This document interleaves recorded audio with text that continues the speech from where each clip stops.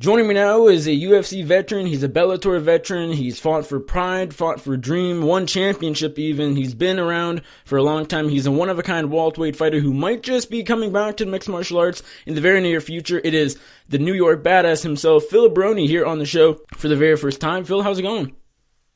Good, man, good. I'm coming back as a middleweight. Excellent. Middleweight. Why the move? Are you just kind of tired of cutting weight? I had my best success as middleweight, and no reason for me to be fighting at 170.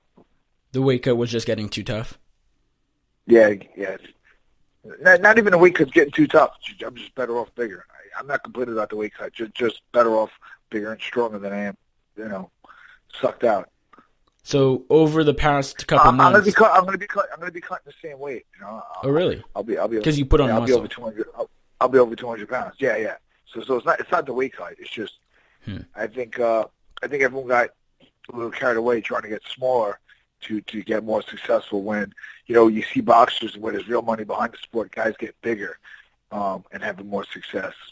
As they get older, they go up. When we're in MMA wrestling mindset, they go down, which I think is the wrong philosophy. And I fell victim to it myself. So over the past month or two, have you been really working on putting on some muscle? Yeah, I've been lifting a lot, get bigger. Cool. Getting stronger. So eating more. Right. What is your diet looking like? Are you still eating? Like, do you typically out of camp eat healthy, or do you like your fair share of cheat meals? What does that look like? I was ridiculously had a ridiculous diet thing. I was thinking back of that, probably eating disorders. I was so crazy with that. You know what I mean? Now I'm just eating like an athlete, and I'm way bigger and way stronger. These diets, these vegetarian diets, and these Dolce diets are ridiculous. They're performance inhibitors. Correct me if I'm wrong. Something tells me you went vegan for a while. Am I right there or no? Yeah. And I got crushed. Don't ever do that. How long were you actually a vegan? Vegan. I went for when I hurt when I broke my leg from in one FC fight. I went vegan because I don't know. I read some bull crap that I could heal better vegan, and it was wrong, and it hurt me a lot doing that vegan stuff. Just better off eating like a regular athlete, balanced diet. When did you start eating meat again? When did you go off the vegan diet? After I got knocked out. All right. Okay, so a lot of fans are. That's a good way to stop a diet. That's a way to start drinking. That's a good way to start drinking again too. Right. True. Fair enough. So I feel like some fans are confused as to whether or not you are not necessarily you're fighting again, because you've been very active on social media as you usually are, and you've been talking about a comeback. So it seems like it's happening. But when are you coming back? Is it the next January 20? Like, are you fighting in a week from now at the debut 864 Fighting Championship, or are you just going to be there as a guest? We're in talks. We're in talks to the 864 Fighting Championship. We're in, maybe I'll be making my comeback there. We're not exactly sure. But you won't be fighting on January 27th, no matter what? No. Okay. No. But you will be at the event, or no? Yes. How did that come together with 864? My the matchmaker Matt Granahan contacted me about it. Okay. Just contact. I just put some feelers out there that I'm looking to fight again, and that was the first guy that contacted me. And as far as fighting for them, because they're a relatively unknown promotion, I think this is their first show coming up in Spartanburg, South Carolina next weekend. And so was it sort of, you've been away for a number of years in the MMA world, you haven't fought since 2014, so you'll sort of take any fight you can get? Is that what you're thinking? No, not at all. It was the best offer and the right promotion. I can get an offer. I'm the New York badass Phil Baroni. I can get anything I want whenever I want. I can go fight Bellator. I can go fight in Japan, Ryzen. I mean, I'm not. It just worked out right. The guy met me, and we had some talks, and it worked out right. It was fit perfect. Did you have offers from Ryzen and Bellator? I've just talked to everybody. Okay. Even the gotta go out UFC? there and put a good. Probably not I just gotta the go out UFC. there and put. I just gotta go out there and put a good performance on. That's what I'm looking to do, and then you'll see where I go. I'm not just doing this to have one fight. So you want to make a run. So this isn't just a one-off fight. This isn't Phil Baroni coming back for one fight, then going back. You're taking this seriously. Well, I'm going for we're just have some fun with it. We'll see where it goes. Interesting. I have something in store, but I can't really say right now. So I wouldn't be doing it for no reason. Put it that way. I wouldn't be doing it just for fun, like you're saying. I'm doing it for a reason, but I just got to get this W. It seems what are your expectations as far as your performance? Again, it seems like you're taking it very seriously. You want to make another run. You want to have a number of fights. What are your expectations for whenever you do come back? Well, expectations are to be successful. Change my game up and utilize some skills I've never used before. That I showcased a little bit at Chelsea's SUG. When you had that Bellator fight back in 2014, you have not fought since that fight. Did you know, when have you always known you'd fight again? Has that always been the plan? I know you were supposed to fight a year or two ago, but that you got hurt. Did you always know you'd fight again? Yeah, I wasn't going to go out like that. That was not it was a very bad performance. I had some stuff going on, so I knew that wouldn't be my last fight. I shouldn't have been fighting that night. Let's put it that way. Why are you fighting again? Do you want to? Is there something you need to prove to yourself? Do you want to prove to your friends, to your fans? What is the main reason? You can go. You can go jump off a bridge if you want. You can go skydiving. You can do whatever you want. I just want to do it at this age. Whatever. It's a free country. I feel like fighting. You know what I mean? There's nothing. There's nothing I'm looking to do. I just feel like going out there and kicking somebody's ass. Do you think you'll use your first fight It's America. It's a free fucking country. You know what I mean? I still think I can kick somebody's fucking ass. And somebody thinks I can't. And that's the bottom line. Do you look at whenever you do fight again for the first time sort of as a test? Like if you go out there, perform really well, you get a win and look good doing so, you'll fight again. But if you don't, I mean, anything can happen in MMA. God forbid you go... But that's not going to happen, so... You're not even thinking about that? No, I'm not even thinking about that. It's not going to happen. So I saw... I'm way better than I was. Well, listen, before I fought in Bellator, I was fighting the champion in ONE FC. I was fighting for the title. You know what I mean? I was fighting the champion. The next fight was for the title. So the Bellator fight was, it doesn't mean anything to me. I forgot all about that fight. It's a non-issue. I shouldn't have been in the ring that night. I wasn't ready. I didn't prepare. I didn't train. I just figured, I don't know, fuck it. I took a short notice opportunity. That's it. That's all that was. So I saw a tweet from you, I think the other day, that saying you had your first day of training camp, correct? Yeah. I'm in Stockton right now. But as far as are we 2 months away from a fight? Because typically fight camps, fighters like to have about 8 weeks to fight. Yep. I'm about that right now. Yeah. Okay, so we're about the fight will be for 864. Do you know that for sure? Or not yet. Well, I'm going there to see some things. Yeah, it looks that way. It looks like it will be. When you're at the card next weekend, what are you looking for? Just looking how it's run, seeing how professional it is? What? Yeah, everything. I think Stephan Bonnar is the commentator for that card. He is, yeah. How is training in Stockton? Good, very good. Jiu-jitsu's really good.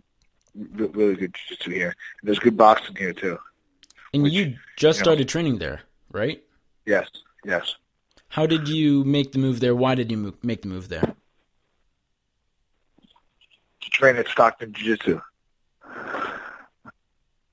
As far as why you chose that, I mean, have you just known for a while, like that's sort of where you want to train? Did you look at other gyms? But why do you want to train there? Just because of how high level it is? Yes, that's a big reason. It's Stockton. I just wanted to get out of Vegas for a while. It's a fight town, Stockton, Rhode Island. I like wine, so I'm growing grapes on my farm. Fair enough. As far as I'm Italian, man. Exactly. Do you know who you're fighting? And do you know exactly when? Or, again, is that still just all in the works? Well, I believe they're talking about Roger Carroll. He had a bunch of fights. I think his fight that most people know. I think he fought Lima, the kid Lima in Bellator. So Douglas Lima, the guy fighting Rory tonight. Yes. So and he's a black belt in jiu-jitsu. So I'm out here training jiu-jitsu. I'm out here to prove something. You know what I mean? I'm a black belt too. So we're gonna see who gets the submission. Is that going to happen in March, do you think? I believe so. You know, we're in the works. Okay, interesting. Will it be odd to be fighting on a local show like this? It'll be probably their second card because the one on January 27th is their first one, and maybe they'll have one in February. I don't know, but is it going to be odd to be fighting on relatively unknown show just because you've been in the UFC, you fought through that Bellator fight that you don't want to remember about, you fought for one championship, fought for Pride.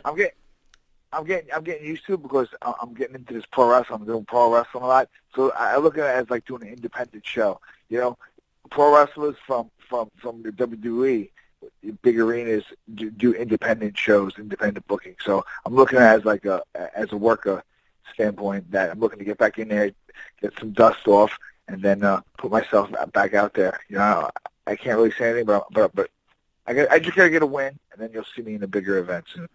Okay. Maybe Bellator. So this event's working with the other event. Let's put it that way. But you can't say what that other event is. This is my comeback fight to show that I'm not the guy that got knocked out by Carl. It's almost like it feels like it maybe don't. I mean, this is nothing against you or them or anything, but it feels like a warm-up fight. Sometimes, if GSP, when he came back, some people didn't want him to fight for the title right away. They wanted to give him a warm-up fight to see how he is off of a 4-year layoff. Do you look at this one as that? It's a tune-up. It's a tune-up. They're all tune-ups. I better beat this guy, you know, and I better do it impressively. And he knows that. He's training, and this is a big fight for him, you know, big opportunity in his hometown. You know, I'm coming in I'm looking at it as an independent wrestler. For whatever reason, they might not be looking, the promoter might not be looking to book me as the win. They might be looking to put this guy over. But, you know, I'm going to go in there and spoil it, and then I have something on the horizon myself. Is that just speculation as far as them maybe wanting to bring you in to lose, or is that have you been given any hints that is the case, or is that just sort of what you're thinking? Well, what do you think? I don't know. I don't know. Yeah, I don't know. So that's just what you just threw that out there, sort of as speculation. Yeah, you never know. Because the reason I ask is because Stipe Miocic, the UFC heavyweight champion, who's fights tonight at UFC 220, he said the same thing. He said last week or the week before. Yeah, well, this is something too. I'll give you a little quote. This fight reminds me of the Larry Holmes, growing up as a kid, the Larry Holmes versus Jerry Cooney fight. You have the big knockout puncher versus the skilled guy who nobody really gives respect and nobody likes that much. Who went on, you know, who's one of the greatest fighters of all time. You know, Daniel Cormier is the Larry Holmes, and this Nagano. And I mean this Stipe is the Larry Holmes, and this Nagano is the big knockout puncher, is the Jerry Cooney. But he hasn't shown, you know, what has he really shown? He knocked out Overeem. I mean, that was kind of like when Jerry Cooney knocked out Kenny Norton. So it's very similar. His history always repeats itself. I mean, and if you think about it, you know, everybody's looking for the next Mike Tyson, the big next killer, and that is going to be, people are hoping that it's going to be Ngannou. Whereas the workman, like, you know, who's also a big puncher and a knockout guy, is very exciting. Is the underdog, which he shouldn't be. He should be a huge favorite in this fight, in my opinion. I think he takes him out. I think the fight is a replay of the Larry Holmes Jerry Cooney fight. Very interesting. That's my prediction for this fight. I'm curious how you're balancing pro wrestling and MMA now. What takes priority? Is it still going to be pro wrestling, which you've done for the better part of the past couple of years, or? Right now is the fight. You know, right now is the fight. It's hard to separate the two. I mean, they're complete opposite. There's nothing similar in pro wrestling as fighting. I mean, you should ask Shayna Baszler. She's doing big time pro wrestling right now. there's no similarities between pro wrestling and fighting. The only thing that fighting is like pro wrestling is you're already over because you have a name for yourself. People see you kick ass before, but that's about it. It's a complete opposite. You have to learn exactly the opposite of what you would do in a real fight, which is take everything away. You're giving everybody everything. You're giving everybody your body. So pro wrestling is completely different. That's why none of these MMA fighters are really that good at pro wrestling, except for me. Some of these guys are getting bookings like Tom Lawler and Stephan Bonnar, but they're horrible pro wrestlers. They get hardly bumped compared to me. They're just getting one-off bookings, but they never get brought back. I mean, Top Riddle and these guys, they can never get in the ring with me. I would make them look so bad. I'd expose them. They're like Ultimate Fighter guys. I'm the real deal pro wrestler. I'm the only Pride pro wrestler. I wrestled in Japan for Inoki, so I know how to pro wrestle. It's funny. I see all these guys get bookings and they can't even work. Are you going to put a pause on your pro wrestling career while you train for this MMA fight, or? I know you said that, I was just bumping in my garage right now with Vinny Massaro at the 209 Pro Wrestling. It was an awesome school. I mean, I was bumping on a Saturday, so I could bump. I could pro wrestle. I'm like a Josh Barnett. You know what I mean? Josh Barnett's one of the only guys he could pro wrestle and fight. I Ken Shamrock back in the day. He was a pro wrestler. So don't let anyone fool you. Matt Hume, the whole pancrase thing was all the work. Those guys never had a real fight. Ken Shamrock was a pro wrestler. He wasn't a fighter. Matt Hume, who did he ever fight? Nobody. He just got put over in pro wrestling. It's just fake. You gave me a good idea when you said you were bumping, today or whatever, and it seems like you'll be able to pro wrestle and prepare for this MMA fight at the same time. I think what they need to do is have you pro wrestle and fight in MMA on the same night, so you can do a pro wrestling match. That's all great, and then you can go in the cage and have a MMA fight. That would be pretty awesome. We might try and pull that off here in Stockton, my new home. You really need to ask about that. That's actually a good idea, actually. That's actually a good idea. We actually were talking about that with the jiu-jitsu match, to do some jiu-jitsu. But maybe you're right. Maybe we could do, because the ring is legal in California, we can do pro wrestling and MMA fight. I can do both in one night. That would be pretty awesome. Good idea, man. I'm going to pitch that to the big motherfucker who owns the whole shit. And because I think it will attract two audiences too. Because let's be honest, like personally, I'm not the biggest fan of pro wrestling, and that's nothing against you. Or I've never gotten into it too much. But I would go as an MMA fan, and then you would go. Other people would go as pro wrestling fans. And there's crossover in the fan base as well. And I think that would be a success, just because you're attracting the MMA audience and the wrestling audience. I agree. The only thing we were talking about, like doing with his grappling match, the only thing about an MMA fight that would be possibly mixing it with the pro wrestling where a grappling match would be better is actually the violence. In MMA, you get cut. You take vicious. MMA is, it's brutal. It's very brutal. It's very unforgiving. So it might be a little bit hard to have kids in the audience, young kids and stuff that love pro wrestling, seeing that. So we talked about this idea, and it is good, but we're thinking maybe pro grappling, like a SUG event, where it's just submission-only grappling. We think that would be good. We're thinking about combining that together. What do you think? I think that's a good idea. It's an interesting point with the whole kids thing. I mean, I guess there would be some kids that like pro wrestling, but maybe their parents wouldn't want them at an MMA event. So there's sort of pros and cons to it all. I think the big show, I think people would prefer the MMA card, MMA like fight second instead of grappling, but sometimes it might be tough to pull off. Yeah, you're right. Maybe combat jiu-jitsu. Did you see that Eddie Bravo is now doing combat jiu-jitsu? That's what we're thinking about. That's what we're thinking about doing. See, if we can put that together, that's what we're looking about doing. Like David Mitchell's out here. He's an unbelievable grappler. There's some really good grapplers in this area at Stockton Jiu-Jitsu. And we might be able to put some super fights together. I'm good friends with John Fitch. He's a great grappler, black belt.